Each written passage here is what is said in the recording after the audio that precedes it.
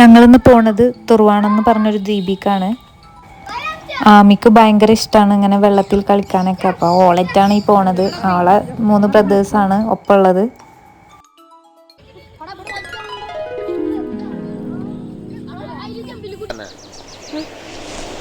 ഈശ്വരാ, ഇതെന്താ തടാകോ?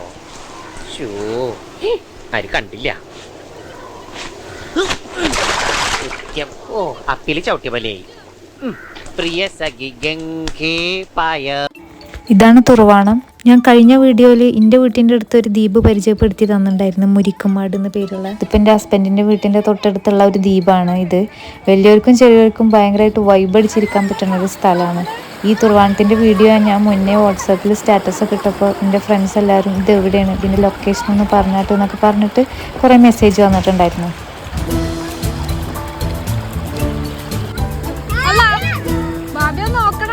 ബാക്ക്ഗ്രൗണ്ടിൽ എൻ്റെ ശബ്ദമാണ്. എന്തെങ്കിലും പറ്റിയാലും എനിക്ക് നീന്തൽ അറിയില്ല, നോക്കണം എന്ന് പറയുന്നു. കണ്ട, ഈ കാണുന്നത് റോഡാണ്. വണ്ടിയൊക്കെ പോണണ്ടില്ലേ? റോഡിൻ്റെ 2 ഇപ്പുറ സൈഡിൽ പാടങ്ങളാണ്. നല്ല മഴ വരുമ്പോൾ റോഡും പാടം കൂടിയും ഒന്നാവും. അങ്ങനെയാണ് ഇതൊരു ദ്വീപായിട്ട് മാറുക. നമുക്ക് നല്ല രസമാണെങ്കിലും ചിലപ്പോൾ ഈ ദ്വീപിലുള്ളവർക്ക് ഭയങ്കര ബുദ്ധിമുട്ടുള്ള സാഹചര്യങ്ങളൊക്കെ ഉണ്ടായിട്ടുണ്ട്. എന്തായാലും ഞങ്ങളും മക്കളും നല്ല എൻജോയ് ചെയ്തിട്ടുണ്ട്. റീലിനുള്ള വീഡിയോസൊക്കെ ഞങ്ങൾ സെറ്റാക്കിക്കൊണ്ടിരിക്കുകയാണ്. ഞാൻ എന്തായാലും ആ റീൽ ഈ വീഡിയോയുടെ എൻഡിൽ ഞാൻ ആഡ് ചെയ്യുന്നുണ്ട്. ഞാൻ വീഡിയോ എടുത്തോണ്ടിരിക്കുകയാണ്. അപ്പോൾ ബാബിമാരോട് ശ്രദ്ധിക്കാൻ പറയണം മോളെ.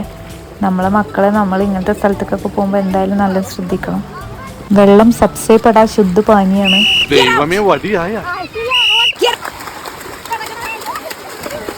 ഇത് തുർവാണത്തിൻ്റെ സ്റ്റാർട്ടിംഗ് ആണ്. ഇപ്പോൾ ഈ കാണുന്ന ഭാഗം. ഇതിൻ്റെ ഉള്ളിലേക്ക് അത്യാവശ്യം വീടുകളൊക്കെ ഉണ്ട്.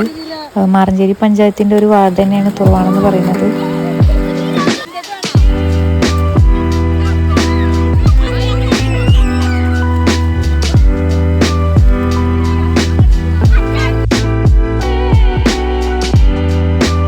നമ്മൾക്ക് നല്ല രസമാണെങ്കിലും തുർവാണത്തേർക്ക് ചിലപ്പോൾ വലിയ രസമുള്ള പരിപാടിയാവില്ലത്. തുർവാണത്തേര് ഈ ഒരു സമയത്ത് പ്രത്യേക വഞ്ചിൻ്റെ സർവീസൊക്കെ ഉണ്ടാവും. കാരണം ഡെയിലി ജോലിക്ക് പോകുന്നവർ, വിദ്യാർത്ഥികൾ, സ്കൂൾ വിദ്യാർത്ഥികൾ, എന്തെങ്കിലും അസുഖം, പെട്ടെന്ന് എന്തെങ്കിലും അസുഖം വരുന്ന ആൾക്കാർ, ഗർഭിണികൾക്കൊക്കെ വേണ്ടിയിട്ടാണത്. എന്തായാലും അവർക്കൊരാശ്വാസമായിട്ട് ഒരു ബ്രിഡ്ജിൻ്റെ കൺസ്ട്രക്ഷൻ നടന്നുകൊണ്ടിരിക്കുന്നുണ്ട്. നേരെ എന്തായാലും വൈകിക്കണം. അപ്പം ഞങ്ങൾ എന്താട്ട് മക്കളൊക്കെ വിളിച്ചിട്ട് പോവാൻ നോക്കുകയാണ്. അപ്പം ആരും വരുന്നില്ല. അവർ അതേപോലെ കെടുക്കുകയാണ്. ആമിയൊക്കെ കൈ വിട്ടിട്ട് ഓടുകയാണ്.